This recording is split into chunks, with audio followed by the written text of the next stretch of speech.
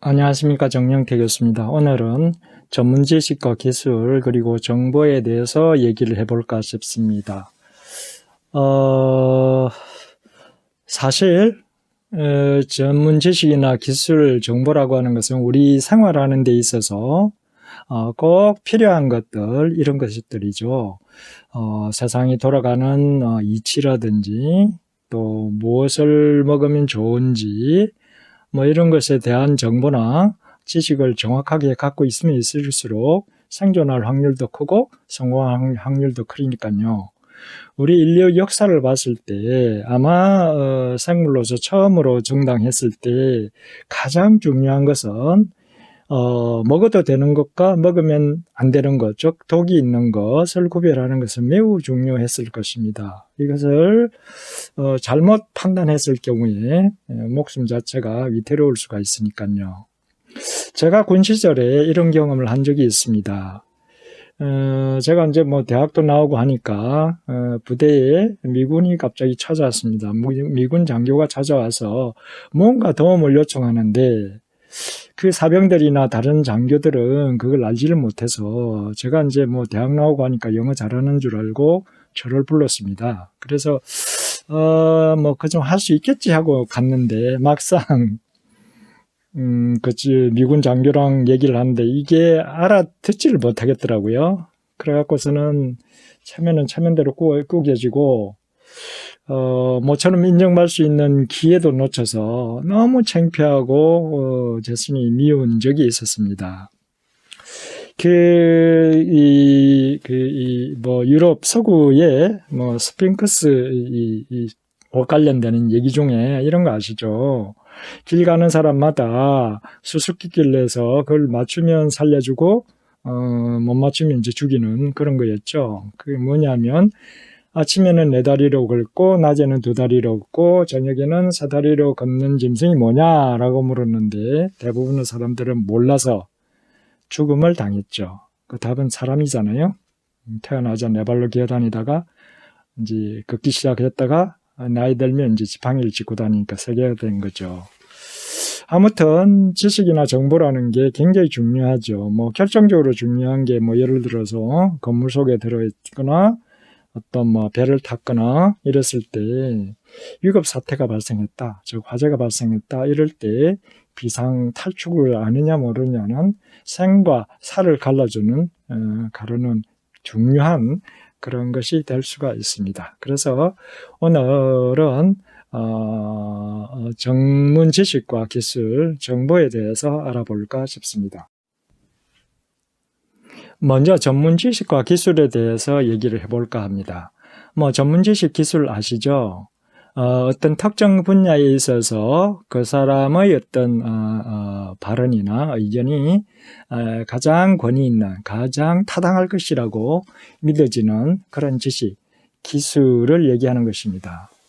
대표적인 것은 의사, 약사, 기술자들이 있을 수 있고, 우리 이쪽 사회 관련해서는 군사 전략가라든지 협상 전문가, 이런 사람도 포함되죠. 대중강연 전문가, 사람을 이렇게 감동시키는 전문가들 있잖아요.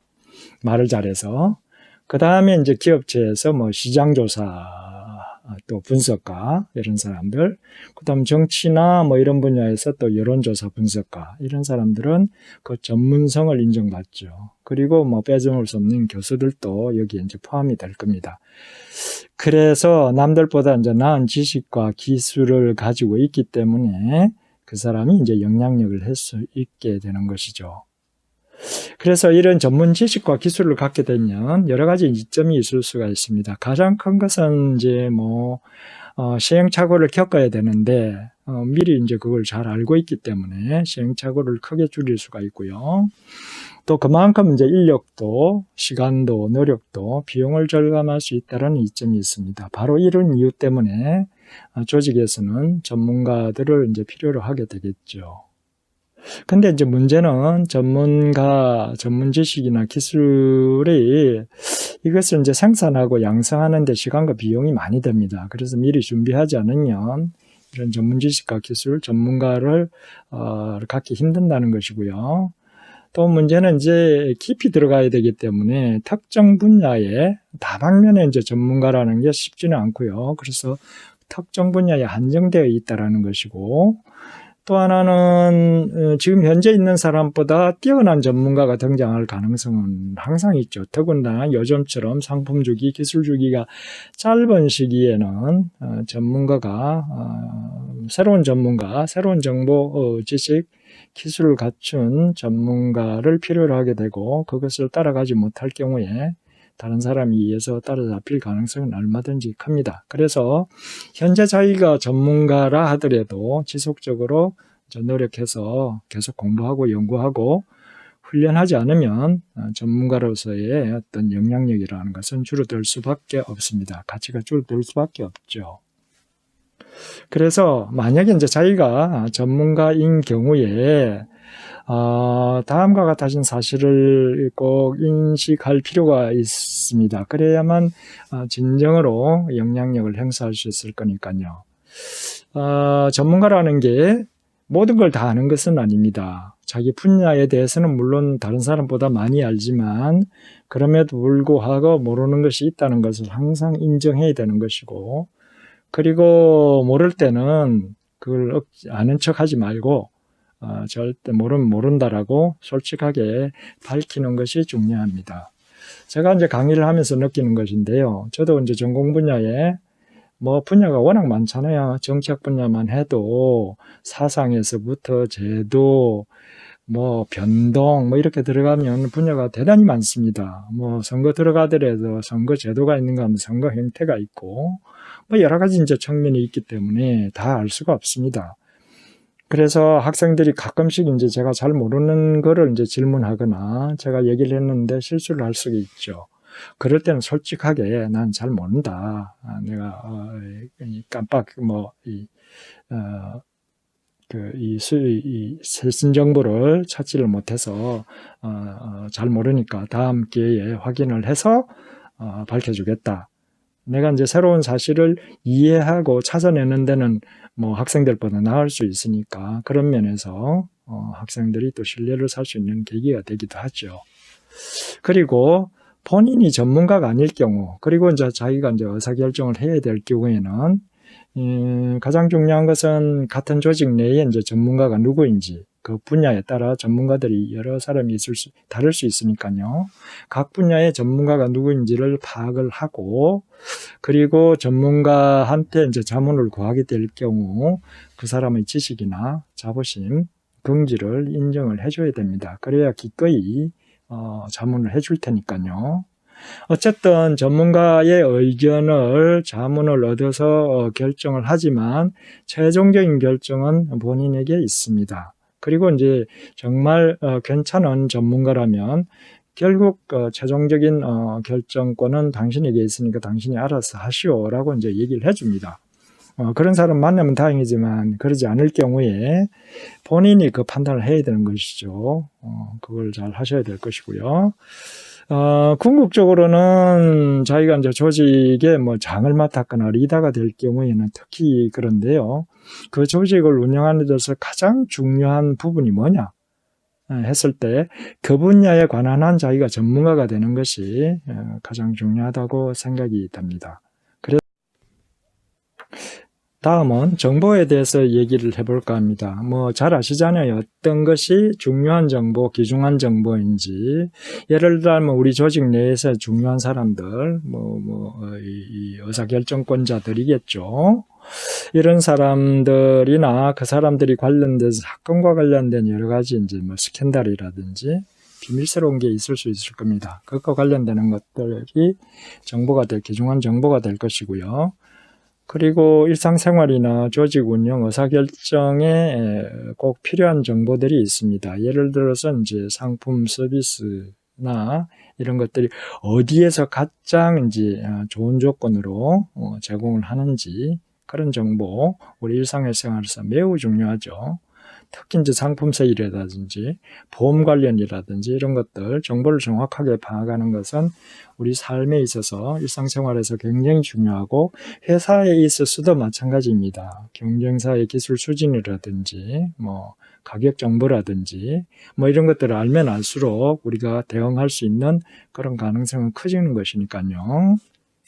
그래서 이러한 정보를 알게 될 정확한 정보, 많은 정보를 가지면 가질수록 그만큼 이제 실수를 줄일 수도 있고 실책을 방지할 수도 있죠. 군사 전략에 있어서 상대방에 대한 정보 또는 내 자신에 관한 정보를 하나만 잘못 알아도 패배라는 엄청난 대가를 치르게 될 수가 있다는 거 잘 알고 계실 겁니다. 그래서 이런 정보, 정확한 정보, 충분한 정보를 가질 경우 그러지 않을 경우 이제 저지를 수 있는 실수나 실책을 방지할 수 있다는 그런 가치가 있고요. 그 다음에 뭐 결국 이제 효과적인 전략 전술, 어떤 문제에 봉착했을 때, 어떤 도전에 직면했을 때 효과적으로 대항할 수 있는 전략 전술 이런 것들을 수립하는데 귀중한 자원이 될 수가 있는 것이죠. 자, 정보가 갖는 가장 큰 문제점은요, 유효기간이 굉장히 짧다는 것입니다.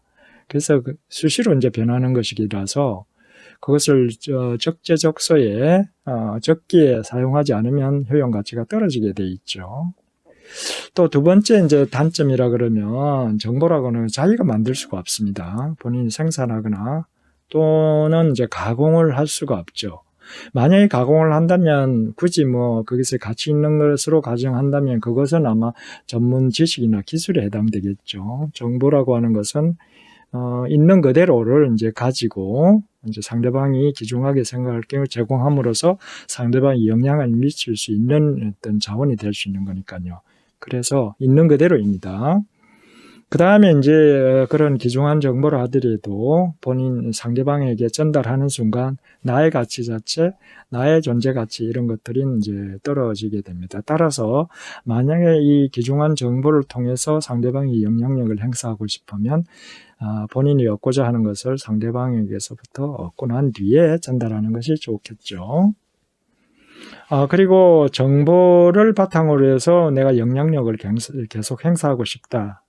그럴 경우에는 끊임없이 이제 정보를 이제 수집을 해야 되기 때문에 광범위한 이제 인적 네트워크가 필요할 것이고 끊임없이 이제 정보를 수집하려는 노력이 필요할 것입니다.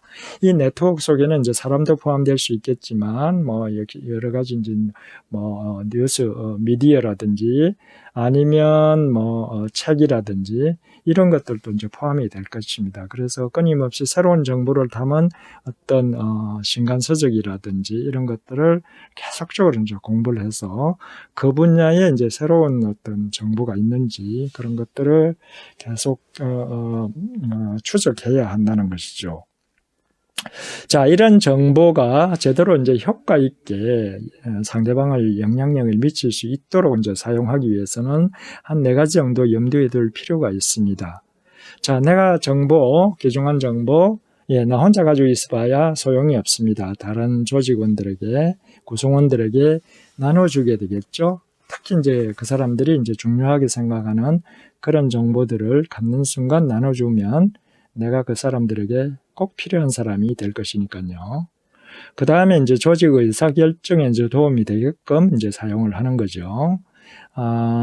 어떤 법률 정보일 수도 있고, 어떤 사실에 관한 것, 그런 것들, 시장에 관한 정보일 수도 있고요.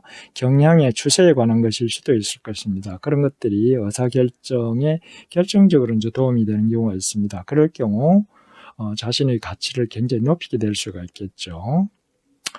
그리고 모든 정보는 상대방의 자신에 대한 신뢰 형성이나 유지에 도움이 되게끔 사용해야 됩니다. 그러려고 하면 자기가 상대방에게 주려고 하는 정보 자체가 정확한 거라야 되고요. 또 시적절한 것이라야 되겠죠. 시대가 지나서 유행이 지나서 불필요한 그런 것들은 괜히 사람 실없는 사람이 되는 것이니까요. 마지막으로 이건 진짜 중요한 것인데요. 타인의 프라이버시와 관련되는 정보는 정말 조심스럽게 다루어야 합니다. 그렇지 않으면 상대방을 힘들게 만들 뿐만 아니라 본인의 어떤 인간성에 대한 신뢰의 문제도 걸려 있기 때문에 타인의 프라이버시가 걸린 문제는 조심스럽게 다룰 필요가 있습니다. 지금까지 전문 지식과 기술 정보에 대해서 알아봤습니다. 여러분 일상생활이나 또는 회사 생활에 도움이 됐으면 좋겠습니다. 다음 시간에 또 뵙도록 하겠습니다. 안녕히 계십시오.